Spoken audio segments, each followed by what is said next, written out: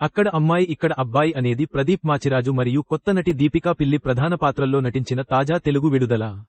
ఈ రోజు పెద్ద స్క్రీన్లను తాకుతోంది. ఈ గ్రామీణ కామెడీ డ్రామా ఎలా ఉంటుందో చూద్దాం. హైదరాబాద్కు చెందిన సివిల్ ఇంజనీర్ కృష్ణ, ప్రదీప్ మాచిరాజు, ఒక విచిత్రమైన సూత్రాన్ని నమ్ముతాడు. ఎవరికీ సహాయం చేయడు. అతను బాత్రూంలు నిర్మించడానికి భైరిలంక గ్రామానికి పంపబడ్డాడు. కాని అతను బయటి వ్యక్తి అయినందున గ్రామస్థులు అతనిని ప్రవేశానికి నిరాకరించారు. గ్రామానికి ఒక విచిత్రమైన నియమం ఉంది. ఆ గ్రామంలోని ఒకే ఒక్క అమ్మాయి రాజా, దీపిక పిల్లి, తో బయటి వ్యక్తి మాట్లాడకూడదు మరియు చూడకూడదు. ఎందుకంటే అక్కడ ఉన్న ప్రతి పురుషుడు ఆమెను వివాహం చేసుకోవాలనుకుంటాడు. కృష్ణుడు ఆమెను పూర్తిగా తప్పించుకోవడానికి అంగీకరిస్తేనే అక్కడ ఉండడానికి అనుమతి ఉంది.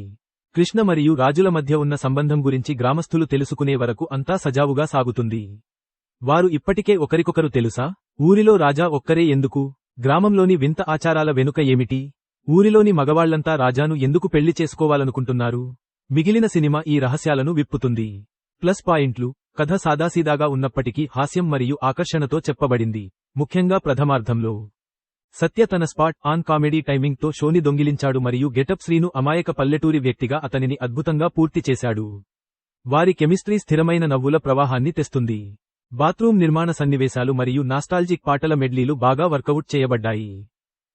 ప్రదీప్ మాచిరాజు లైట్ హాస్యం రెండింటినీ చక్కగా హ్యాండిల్ చేస్తూ డీసెంట్ పెర్ఫార్మెన్స్ ఇచ్చాడు. దీపికా పిల్లి ఆత్మవిశ్వాసంతో అరంగేట్రం చేసింది మరియు ప్రదీప్ స్క్రీన్పై ఆహ్లాదకరమైన అనుబంధాన్ని పంచుకుంది. పీకే మరియు వెన్నెల కిషోర్ వంటి సహాయ నటులు తమ లక్ష్యాన్ని నెరవేర్చుకోగా, బ్రహ్మానందం పరిమిత పాత్రలో నవ్వులు పూయించారు. మైనస్ పాయింట్లు: ద్వితీయార్ధం మొదటి భాగం యొక్క శక్తికి లేదా ప్రభావంతో సరిపోలలేదు. కథనం మందగిస్తుంది మరియు కథాంశం పెద్దగా విలువను జోడించని సన్నివేశాలతో సాగదీయడం ప్రారంభమవుతుంది. క్లైమాక్స్లో నమ్మకం మరియు భావోద్వేగ లోతు లేదు. చివరి సగంలో కామెడీ తగ్గుతుంది మరియు కొన్ని సన్నివేశాలు డిస్కనెక్ట్ అయినట్లు అనిపిస్తుంది. వెన్నెల కిషోర్ పాత్ర అండర్ రైట్ చేయబడింది మరియు బ్రహ్మానందం మరియు జాన్ విజయ్ వంటి అనుభవజ్ఞులైన నటులు కూడా ఉపయోగించబడలేదు. కొన్ని జోక్లు ఫ్లాట్గా వస్తాయి, అయితే కొన్ని క్లిక్ చేయగలవు. సాంకేతిక అంశాలు: నూతన దర్శకులు నితిన్ మరియు భరత్ ఒక ఆహ్లాదకరమైన, క్లీన్ ఎంటర్టైనర్ను మంచి ప్రారంభంతో రూపొందించారు. అయితే సెకండాఫ్ స్క్రీన్ప్లేపై మరింత దృష్టి పెడితే సినిమా ఎలివేట్ అయ్యేది.